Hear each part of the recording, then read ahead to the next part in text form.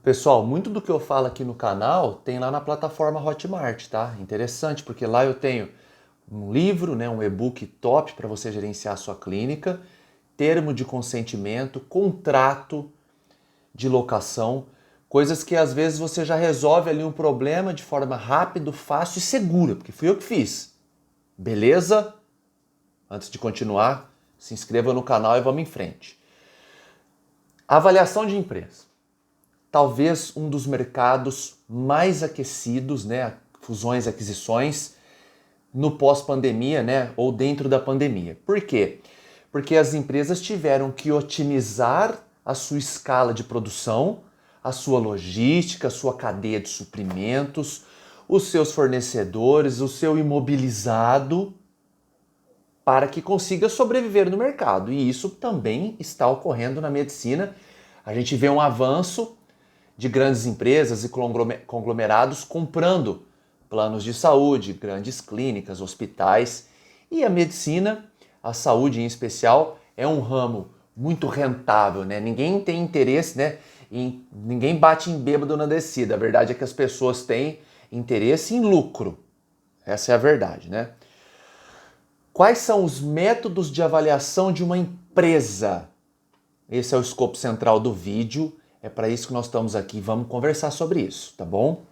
Nós temos alguns métodos que o STJ vem adotando para segmentos específicos de empresa.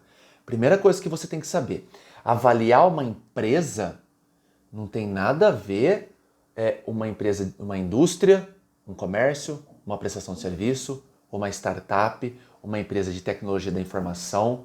Não tem nada a ver. Essa é a primeira questão. Então, uma clínica de radiologia que tem tecnologia embarcada é totalmente diferente de uma clínica de cardiologia, mesmo que tenha centro cirúrgico. Olha que interessante, as pessoas não conseguem entender essa especificidade, tá bom? Pois bem, primeiro método é o contábil, é o mais tradicional e é o mais simples. Por quê? É até meio sexual, né, a explicação dele. Você pega o ativo, joga em cima do passivo e extrai o líquido, né? A gente brinca com os alunos na pós, né, na graduação, sobre isso. Então, você vai pegar tudo que tem, você vai tirar tudo que deve, quanto que sobra. Aí você cotiza o quanto sobra, é o líquido. O método contábil se baseia no patrimônio líquido, perfeito? Sem segredo. Teu contador faz essa conta fácil, tá bom? Beleza. Próximo método, método 2, liquidação. Você pega o imobilizado mais os direitos e subtrai os deveres. Aqui é um pouco diferente, parece que é igual ao outro, mas não é. Porque os direitos nem sempre estão contabilizados no balanço. Aqui a gente considera.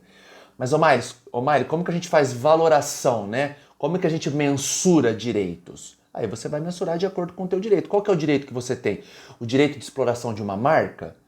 Ou o direito de contrato de uma franquia de 10 ou 20 anos? Ou o direito de superfície de um local que a sua empresa esteja estabelecida e que seja providencial para a sua atividade? Aí vai depender do direito. Você vai se valer de um especialista, ou de 2 ou de 3, né, para trabalhar até com média ponderada, vai valorar, vai integrar o cálculo e vai fazer o cálculo, tá bom? Avaliação de mercado. Essa é interessante, mas são empresas maiores. Você pode pegar o valor da ação da empresa, normalmente listado em bolsa, né? Ou você fez um estudo para isso, e vezes o número de ações. Bem simples. Então, primeiro, contábil. Segundo, liquidação. Terceiro, mercado. Quarto, múltiplos. Como assim? Você vai pegar negócios, né, fusões e aquisições que já ocorreram de empresas análogas, empresas semelhantes ou empresas idênticas, vai pegar por quanto aquela empresa foi vendida, por isso que chama múltiplo, qual era a realidade contábil dela no momento, porque isso é publicado, e vai aplicar a mesma fórmula aqui na tua empresa, ou para mais ou para menos, se a tua empresa for maior ou menor do que essa empresa paradigma desse estudo. Perfeito. Por fim, fluxo de caixa descontado. Essa é a mais completa, essa é a mais indicada para a prestação de serviço. Anotem. Por quê, Omaire? Porque eu levo em consideração o histórico da empresa, uma projeção de futuro, o imobilizado. Omaire, você está falando de imobilizado desde o começo do vídeo. O que é imobilizado? Imobilizado é tudo que a empresa tem de patrimônio. Veículos, imóveis, tecnologia, fundo de comércio. O que é fundo de comércio, Omaire? Mesas, cadeiras, armários, televisão, tudo que tem na empresa que tem valor. Tudo que você consegue vender, tá?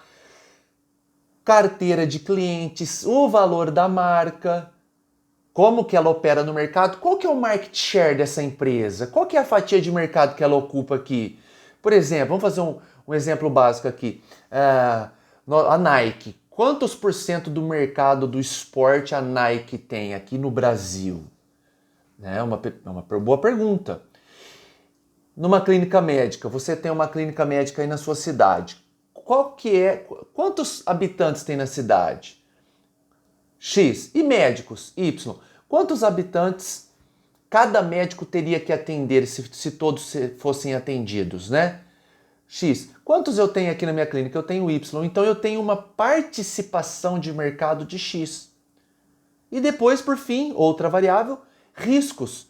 Quais os riscos que a minha empresa corre hoje? Por exemplo, a gente ouve falar na área da imaginologia a questão da robótica, da inteligência artificial e do diagnóstico assistido e à distância. Como que vai ficar esse mercado na próxima década? Eu estou correndo algum risco? Né? Eu que tenho aqui um aparelho de ultrassom e que fico fazendo raio-x aqui numa clínica pequenininha, será que eu estou correndo algum risco? Isso tem que ser levado em consideração. E ela é muito abstrata, né? O fluxo de caixa descontado é muito abstrato, porque a gente trabalha com realidades que podem ser questionadas ou até refutadas. Por isso, né, principalmente eu, trabalho com guidelines, com literatura, né? Esse é um problema muito recorrente que a gente tem com clientes, por exemplo. Por quê? Mas, Omar, para que eu vou fazer a valoração da minha empresa? Você pode fazer por vários motivos. Você pode querer vender a empresa integralmente. Você pode querer um sócio, e aí você tem que saber quanto que é 1% da tua empresa, ou 0,01 até chegar no 1, ou 10%. Você pode querer, por exemplo, contabilizar o valor da tua marca. Você vai se valer de uma empresa especializada de marcas, né, de registro, de patente, ou você desenvolveu uma técnica ainda, que você é titular dela de forma patenteada. Você pode contabilizar isso.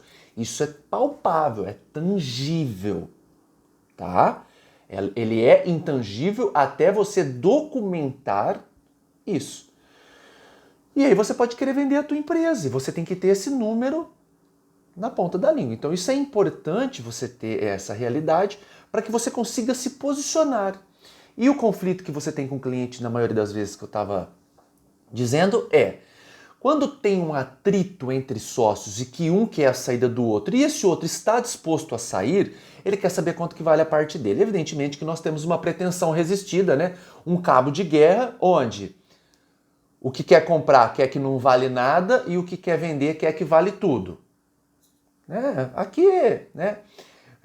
Como dizia Jean-Jacques Rousseau, né? O homem nasce bom e a sociedade o corrompe. Né? É mais ou menos isso. Então, a gente tem essa pretensão resistida e a gente tem que chegar em um denominador comum. Então, é óbvio, é claro que na reunião de apresentação desse valuation, né, que é assim que é chamado, um vai estar chamando para baixo o valor, o outro vai estar chamando para cima e vira uma desgraça essa reunião, onde a gente tem que tentar equilibrar as situações. Mas você só vai conseguir equilibrar essa situação, eu estou falando para você, avaliador, agora, caso você esteja sopesado pela literatura.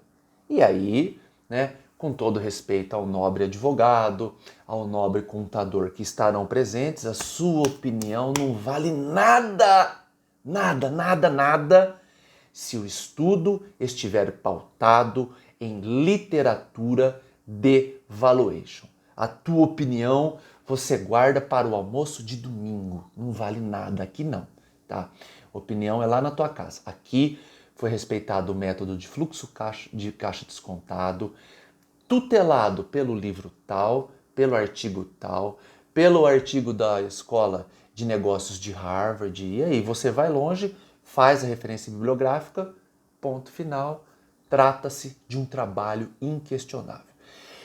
Bom, bem a grosso modo, né, Valuation, para vocês terem uma ideia, eu vice-coordeno um curso de pós-graduação aqui na minha cidade só desse tema, então tem tema aí para 420 horas, né, que é o curso inteiro. Tentei ser bem sucinto e resumido aqui. Enviem dúvidas, quem quiser, né? Eu não faço isso no canal, mas contratar esse tipo de serviço é um serviço que a gente faz aqui no meu escritório. Fico por aqui, aguardo sugestões para os próximos vídeos e vamos em frente. Um abraço.